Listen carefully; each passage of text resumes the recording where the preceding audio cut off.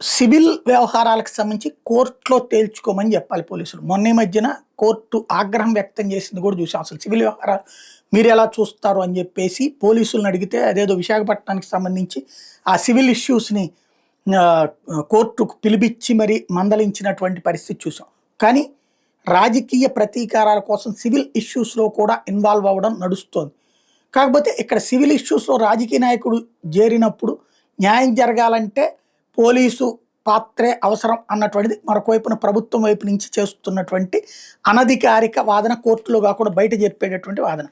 తాజాగా కర్నూలు జిల్లా మంత్రాలయం ఎమ్మెల్యే బాలనాగిరెడ్డి బామ్మర్ది వైకాపా జిల్లా కార్యదర్శి మురళీమోహన్ రెడ్డి మీద ఈ నెల 2న కేసు నమోదైంది. ఏందో ఆయన మీద కేసు అంటే విశ్రాంతి డిఎస్పీ భాస్కర్ నాయుడు కంప్లైంట్ చేశారు.